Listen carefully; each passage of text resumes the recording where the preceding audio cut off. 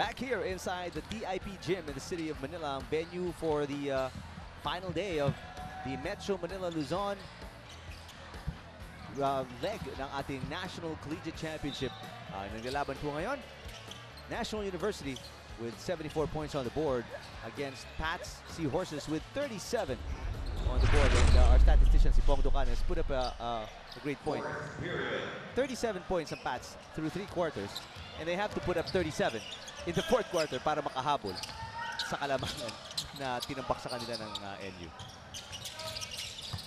Hey, a big happy birthday to Consuelo Cheno Neri, the youngest daughter of our director, Al Neri. Happy birthday! So, okay, meron tayong pupuntahan. Pagkatapos ito, kaya pala wala si Tita Malu. Naghahanda. Balloons and cake para sa'yo. Hindi na kailangan ng balloons, cake. Ano tayo? Noodles lang. Noodles, spaghetti, malamig na malamig. Naramdaman mo yung init dito. Orada with a traveling violation turnover para sa first possession ng PATTS Seahorses. Not a good start for Lenzi Aranzazo, who may be seeing his final game in the NCC with what seems to be an impending loss here against National University. Yeah, but then again, nothing to be ashamed of for you to be able to bring your squad to the National Collegiate Championships. What a crossover. Gallego, everything but the basket, pero si Aroga was there to clean it up. Pero balikan natin yung nabanggit mo, no? For those of you who didn't get to catch the coverage yesterday, nabanggit natin na itong PATTS, champion ng ISAA and champion in the maiden season. Probationary status pa lang sila. First year joining the if I'm not mistaken, 7-year-old league, ISAA, Interscholastic Athletic Association, and nag-champion agad, tinalo ang Philippine Women's University. So, ibang klase, no? Magandang panimula. Pero ito, kita-kita talaga natin, ha?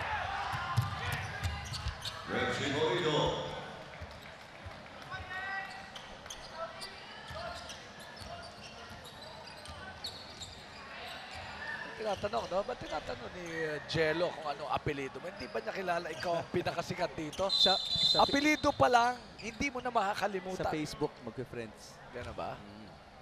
Eric Tipan.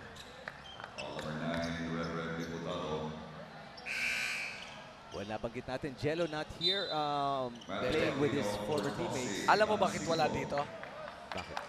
Kasi kaka-text ni Larry. Hindi ko alam kung anong connection nun, pero nakakatawa ng konti. Seriously, Jello is not here, giving his teammates, his young teammates, the opportunity to see action in an off-season tournament dito sa Metro Manila, of course, and to gain much-needed experience. Matt Aquino, and the dish. Morido, nowhere to go, kicks it back out. Here's Gallego, the pass, whips it out to Diputado. Diputado from the elbow, short. That's how generous si Jello Alorino is to his, and you can see it's paglalaro niya pa lang sa floor, no? You don't see him, he's a type of guy who could score 20 a game. But he opts to dish, find the open man, and help his teammates out as well. Let's check in with Roxanne Montealegre. We are not teammates, we are brothers. Para kay Mark Velasco ng PATTS Seahorses, sa mabibigat na pagkakataon nito, walang iwanan at walang sisihan dahil sila ay isang pamilya. At sa puntong ito, para kay Coach Lenzi Aranzazo, who is also part of a champion team during his high school years, malaking bagay na sa kanya ang makita ang passion at determination sa kanyang team. In the end, sabi niya, it's about loving what you do, win or lose, just go all out, all heart. Eric, Coach Alan? Thank you, Roxanne. Well, all out, all heart. Wala na talagang, there's no other way for his team. They're down 81-37. JV Gallego showing his talent for NU, making 2, but he's been dishing a lot of passes. One of those guys who can play the number 1 and number 2. Great slasher, great shooter, jump shooter at that, huh? That's JV Gallego. RV Kapinding against the much smaller Diputado, but doesn't travel. Really nothing going right for these kids from PATTS. Let's check in with Pauline Versosa. One thing Coach Eric Altamirano commends his boys for in this game is how disciplined they are playing. But aside from this, he also admits that they still have some lapses, such as in their communication. He wants his boys to assert themselves in voicing out what they want to do and assert themselves, most especially in their offensive and defensive rebounds. He also adds that they need to improve their gaps and move at a quicker pace. Now that we're down to the last quarter, Coach Eric leaves his boys with 3 important words. Let's get better. That's all for now, Eric and Alan. All right, thank you, Pauline. Akala ko sabihin ni Coach Eric, let's get a little bit more physical. Because these guys are playing plenty physical and executing to the hilt right now, and that is why they are in command of this game. 82-37.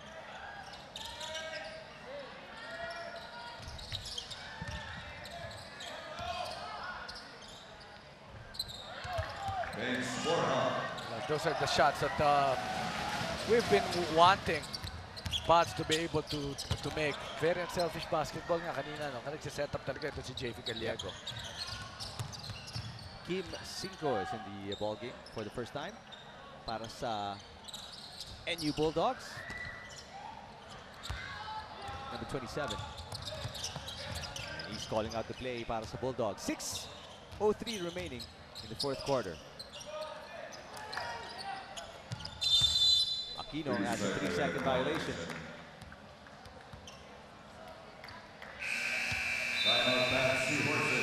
A timeout by Coach Aranzazo, 82-39. Kalamangan ng NU with 5:56 remaining in the fourth.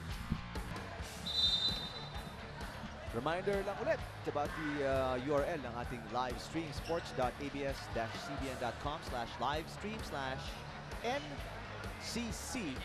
Stands for the National Collegiate Championship. Yun po pinaglalabanan ngayon, the search for the one true champion.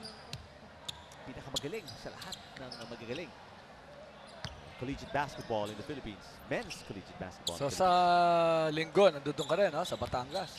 No. Huh? I think you're going to be with Andre Felix. Oh, Andre.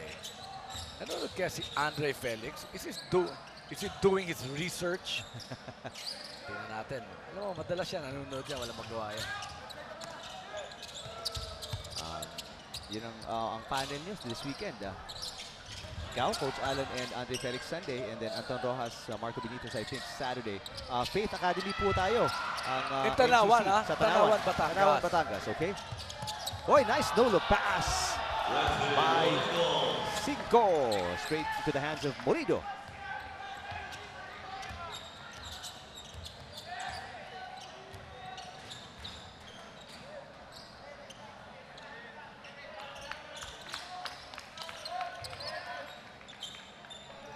Reed working on the smaller Diputado and si Gallego pala yan. Gallego will be called for the foul. Exactly 5 minutes and 1 second. Tuesday's coming in for NU. Alfred Oroga will be given a rest. Kevin De Castro will check in. An entirely young and new set of players para kay Coach Eric Altamirano with the game securely in hand. He's putting in his entire roster on the floor.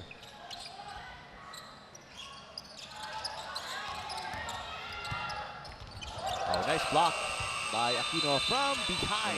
24 seconds shot clock violation against the Seahorses. Well, for people who are asking, who is Matt Aquino? Of course, he's the son of the skyscraper, no? Si Marlo Aquino.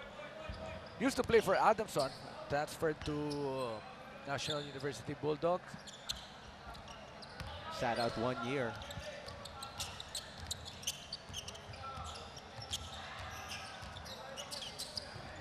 Almost a steal. It is a completed steal by John Reed. John Reed. Here's Morido. Slapped away out of bounds. A 3-man substitution para kay Aranzazo, kay Coach Aranzazo, Velasco, Beltran, and Kalubag checking in. Para dito sa PATTS Seahorses, obviously it's a disappointing appearance dito sa NCC. They were blown out, first game blown out in the second game, but big experience and learnings from this game going back to their mother league. Exactly. Yun ang sinasabi ni Coach Lenz Aranzazo, no? And you know what kind of level these guys are in. If you can at least try to be in that level, okay, and ensure that your learnings in a kind of league like this, ano pa itatalo nila? Right. Because you can only get better when you play against better teams.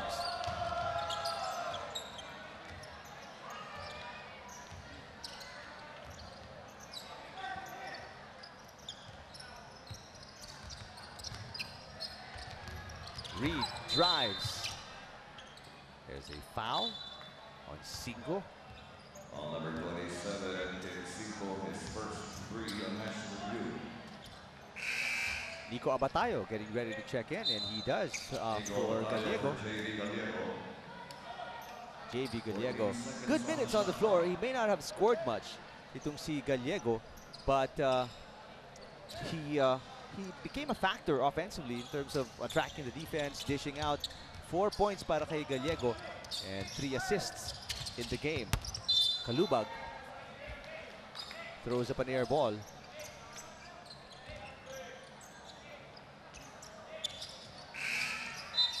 Diaz will come back in to replace Kalubag.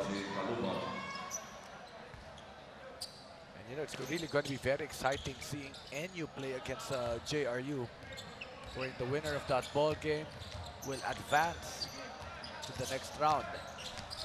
Cinco passes, swing it around. 3-point attempt is good for De Castro.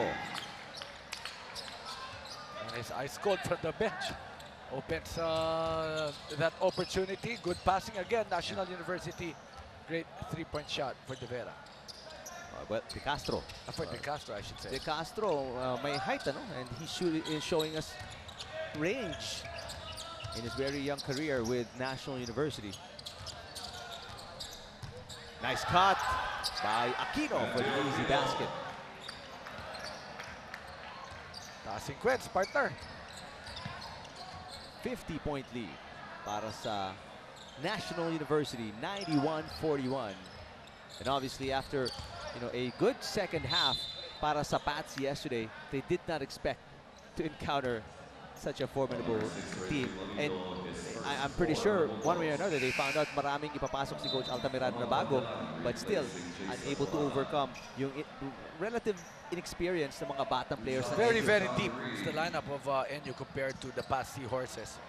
And of course, fresh kahapon, hindi naglaro yan. Ang PATTS naglaro kahapon. They didn't really have time to prepare for this game against National University. But I'm sure somehow, no, yung tiningnan nila kung paano nila masastop yung mga big men. But it's the perimeter players of NU that's killing them in this ball game. Led by JJ Alejandro, 25 points, 5 for 5 shooting from beyond the arc. Ano sabi kanina? Dito rin nakakashoot siya. Masakit pa rin yung pagkatalo nila sa UAAP, ano? Hindi pa rin makakalimutan ni JJ. Kung anong ginanda ng laro niya dito, sabi niya hindi siya makashoot sa UA or UAAP. Traveling on Morido. Pimentel will come in, replace Reed.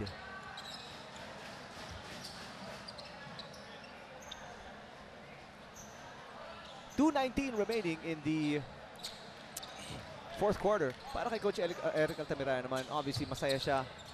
He's seeing, great potential in each of the players na pinasok niya, no? We saw Gallego really perform very well. Aquino din in short spurts. Rangel also. Si Pate and si Salem din. Quality minutes as we enter the last 2 minutes. Only a minute and 54 seconds remaining. Some New Year cheers coming from PATTS, celebrating their involvement in the that's an National achievement. Collegiate Championship. That's an achievement in itself. Tulad nga nabanggit kahapon ni Coach Aranzazo, no? Just to be invited into this tournament is a big honor na for their team. They're a relatively young team. Probationary nga pangalan yung status nila with Isaa, and yet nag-champion na sila. It goes to show you at even at such an early stage, maganda yung programa ni Coach Aranzazo. Pero alam mo, ang sasabihin natin dito mamaya, yung game number 2. Huwag niyong iiwanan yung ating coverage.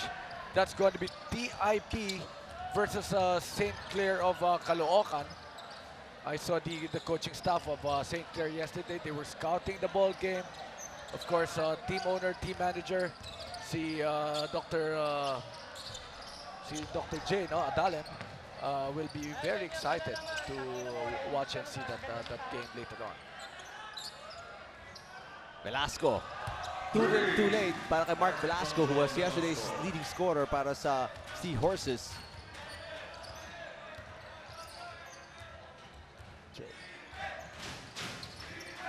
Here's Kim 5. Under a minute remaining. Aquino underneath, gets the basket and the foul. And you know, in the 5.5 minutes of action that Kim 5 played here in this game, has scored 2 points. That's going to be another good assist. The junior skyscraper. The junior skyscraper.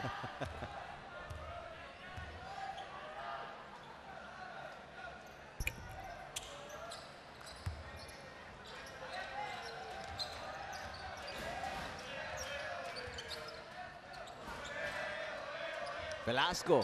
Another 3, back-to-back threes for Velasco. Too late na hero, no? Sayang. Sayang, we were expecting him to show that early on. Especially in that second quarter when his team was struggling and looking for offense. Nothing but baskets naman para dito sa NU. Every trip down the floor, Kim 5 with the layup and the foul as well. So abot ng 100. Most probably itong NU with 27 seconds to go and a free throw para kay 5, 99-49. Showcasing his talent right here, Kim 5, formerly from the UPIS junior program. Ayaw tigilan, no? Natin sabihin niya. Velasco. Wow. Sayang, Seven straight points para kay actually, Velasco. 8 dalawang 3.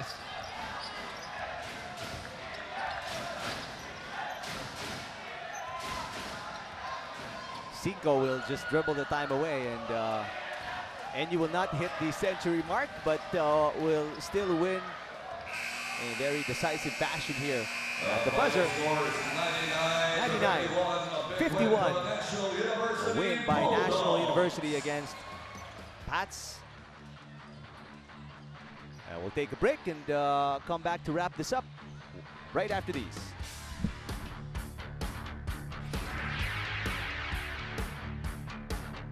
(99-51). The Bulldogs win over the Seahorses in their NCC matchup in the Metro Manila Luzon leg. And our best player, JJ Alejandro, is with Pauline Versosa.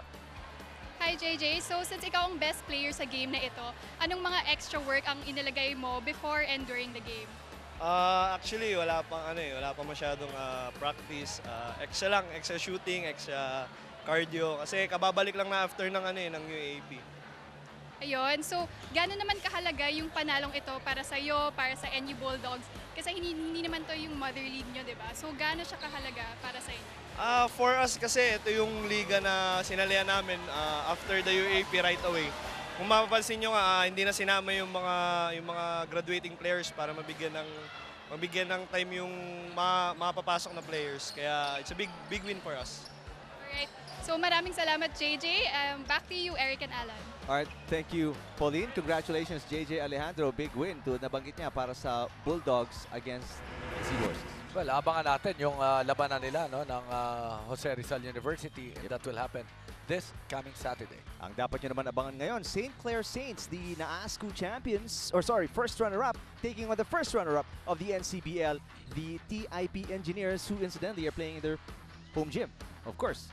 So, second game po natin yan with Anton and Marco. Thank you to our director, Al Neri. and producer Mark Morados. For Roxanne Monte Alegre, Pauline Versosa, my partner Alan Gregorio, ako po si Eric Tipan. Thank you for watching. But more NCC action, pagbalik lang natin dito sa ABS-CBN Sports and Action.